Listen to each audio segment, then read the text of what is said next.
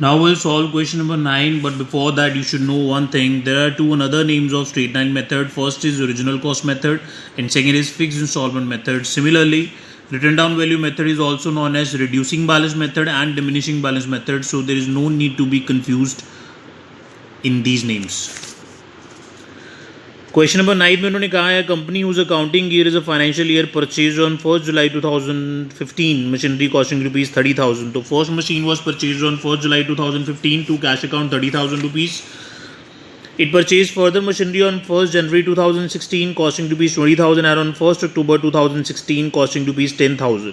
Second machine जो है वो उसी साल में खरीदी गई है 1 जन 2016 को 20,000 रुपीज़ की, क्योंकि 1 अप्रैल से लेके 31 मार्च के बीच में हमारा 1 जन 2016 भी आ जाता है. तो 31 मार्च को जब हम डेप्रीसिएशन चार्ज करेंगे, rate of depreciation is 10% given in this question. तो फर्स्ट मशीन की डेप्रीसिएशन 10% के हिसाब से 3,000 बनती है, लेकिन क्योंकि ये मशीनरी सिर्फ 9 मंथ्स के लिए यूज़ करी गई है, इसमें अप्रैल में और जून नहीं इन्वॉल्व किए गए, तो total depreciation will be 250 rupees 2,250 9 months की आ जाएगी. इसी तरह 20,000 वाली जो मशीन है वो सिर्फ 3 मंथ्स के लिए यूज़ करी गई है, इसका 10% 2,000 बनता है, तो 3 मंथ्स की डेप्रिसिएशन बनेगी 500 rupees. Total depreciation will be 2,750. Balance carried down करेंगे वो दोनों मशीन्स का और उनको ब्रॉड डाउन कर लेंगे. उसके बाद 1 अप्रैल 2016 को दोनों का बैलेंस यहाँ पे आ जाता है. इस साल में a new machinery is purchase for rupees 10,000. तो 10,000 की नई मशीनरी यहाँ पे टू कैश अकाउंट करके एंटर कर देंगे. 31 मार्च 2017 को 3 मशीन्स हैं अब हमारे पास डेप्रिसिएशन चार्ज करने के लिए. फर्स्ट की डेप्रिसिएशन 3,000 बनती है, सेकंड की 2,000 बनती है, थर्ड की 1,000 बनती है, लेकिन क्योंकि मशीनरी सिर्फ 6 मंथ्स के लिए यूज़ करी गई है तो डेप्रिसिएशन विल बी 500 रुपीज़. तीनों का बैलेंस कैश डाउन करेंगे और ब्रॉड डाउन करेंगे.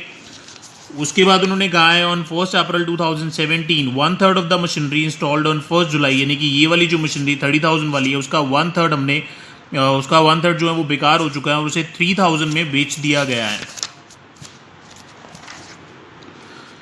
1 अप्रैल 2017 को जो तीनों मशीन है उसमें से फर्स्ट मशीन का बैलेंस है हमारे पास 24,750, सेकंड का 17,500 और थर्ड मशीन का बैलेंस है 9,500 रुपीज़. हमने ये वाली मशीन का 1/3 बेचा है 1 अप्रैल को ही. ठीक है जी. अब देखिए मशीन की टोटल वैल्यू है 24,750 1 अप्रैल को. इसकी 1/3 की वैल्यू है 8,250. ठीक है, जिसका 1/3 बनता है 8,250, जिसे हमने 3,000 में बेच दिया तो 5,250 इज द लॉस. तो हम क्या करेंगे यहाँ पे बाय कैश लिख देंगे 3,000 रुपीज़ और बाय प्रॉफिट एंड लॉस लिख देंगे 5,250. ठीक है जी. उसके बाद ईयर एंड पे फिर से आके हमें डेप्रिसिएशन चार्ज करनी है. देखिए सेकंड मशीनरी की डेप्रिसिएशन एज इट इज रहेगी 2,000 रुपीज़. थर्ड मशीन की डेप्रिसिएशन 1,000 हो जाएगी. पिछले साल हमने 500 लगाई थी हाफ ईयर की, इस बार पूरी लगाएंगे. लेकिन जो फर्स्ट मशीन की डेप्रिसिएशन है वो पहले हम 3,000 लगाते थे, क्योंकि मशीन का 1/3 पार्ट निकल चुका है मशीन में से, तो हम डेप्रिसिएशन का भी 1/3 उड़ा देंगे और 2,000 रह जाएगा उसमें से. तो total depreciation will be 5,000 rupees. इसके बाद बैलेंस कैरेट डाउन किया जाएगा. ठीक है जी.